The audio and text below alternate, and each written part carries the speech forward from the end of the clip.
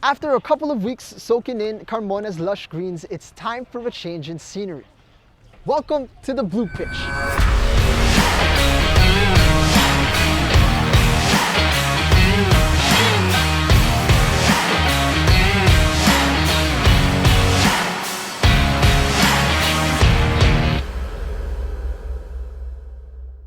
Barring any hiccups, we are now just 3 weeks away from the start of the new PFL season. And with a shortened format expected this year, this change in scenery could be the key to a strong start in this campaign. It's massive for us. Carmona is a fantastic facility, especially with the new developments there, the 2 smaller fields and everything. It's great, it really is. However, logistically, it's not ideal for the setup of our club because we're not based in Cavite or Laguna or even Alabang, which is a bit near, Travel was a bit taxing. And, these players in the heat, 2 hours and then back into a van, it's not ideal for your body and recovery to then expect the next day perform again and the next day and the next day over and over and over. Also financially, with everything that's going on in the club, having to be extremely tight with its finances, the expenses to train there are actually a lot higher than it would be to train here in the Circuit Makati pitch. So it's a massive boost for the club, logistically, and even just physically for the players. 3-0.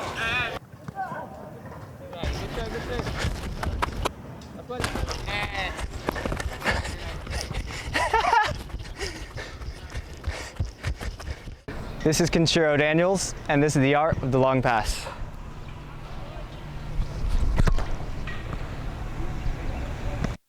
When you're looking to play a long ball, you're trying to exploit the space in behind the defenders as efficiently and as safe as you possibly can. There are 3 things to consider when you're playing a long ball. Placement, where you're trying to hit the ball, whether you want it in front of your player running on or you want to hit him on the chest or his foot. The weight of the pass is always important to make it easy for your teammate to control the ball. And then how you want to deliver the ball, whether you want it driven, floated, whatever is the most efficient way in the situation. The easiest long ball to play is probably a floated long ball. You can get to your target a lot easier than if you try to drive it. The only downside is you give your opponent a lot more time to close down your teammate. But it is the easiest way normally to get the ball to your teammate.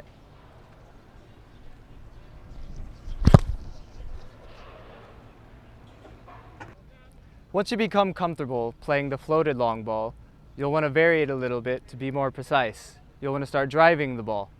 Driving the ball is more effective in getting the ball to the space quicker and safer, gives the defender less time to pressure your teammate.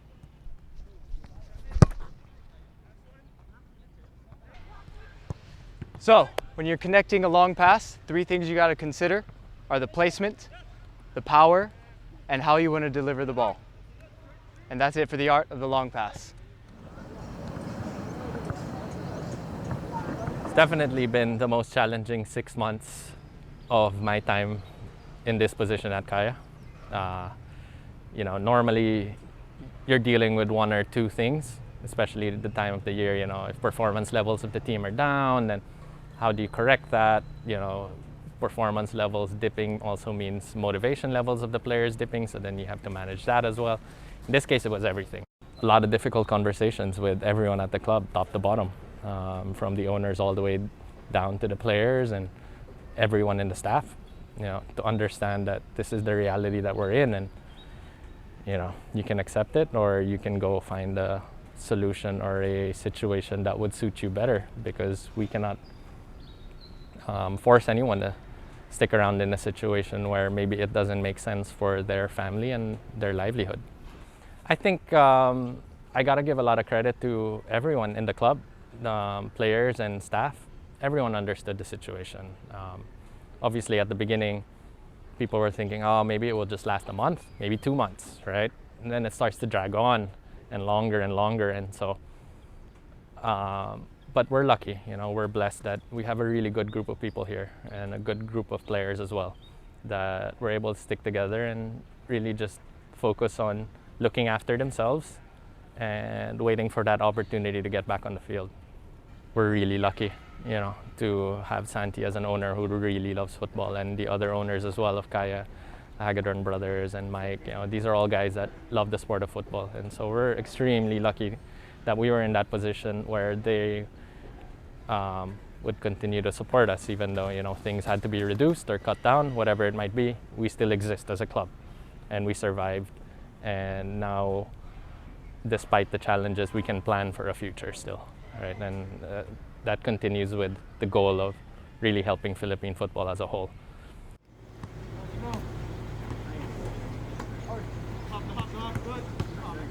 For me, it's a great experience to travel all over the world and play soccer. As I said, I played great players like Yoshidi. I have great experience, as a defender. And I try to bring my experience to Philippines, to help the younger guys, And our main goal right now is to win the PFF. What was your best or favorite experience playing for the national team? I have a couple, but the one that stands out is when I play Argentina against Lionel Messi. We lose that game, but it's good to be on the same pitch with one of the best players in the world. I'm looking forward to the first game. The pandemic came and stopped everything, and we were out for like 5 months. So it's great to be back and training to get fit and looking forward for the first game because it's a short season and we have to get a good start. All I'm concerned about is getting myself ready and getting the guys around me ready for the first game. I came to Kaya in January. We start off the AFC Cup, and as you can see, the record is fine. The defensive record, we have the best defensive record in our group. So that is good for us, that we can build on that because the coaches, when I came, the coach was working on that every day, defensive. So it paid off at the end. And the guys around me, like Ruta and Massa and these guys, they're experienced as well. And with Nano and these younger guys, they bring that youth into the team, and maybe we can win the PFF, no doubt. I'm confident in my club. I'm confident in my players. I'm confident in my coaching staff. With that said, I think this year is a really tricky one and a really interesting one, I think, for football fans and everyone, because I believe, and this is solely my opinion, that the competition will be a lot more open. With 2 rounds to be played amongst 6 clubs, you slip up 1 or 2 games, it changes everything. But that also means that the other clubs, all of them, Stallions is always competitive. Mendiola is proved to be very competitive last year. I'm expecting, as I already said, Maharlika to be a very competitive squad. ADT the same.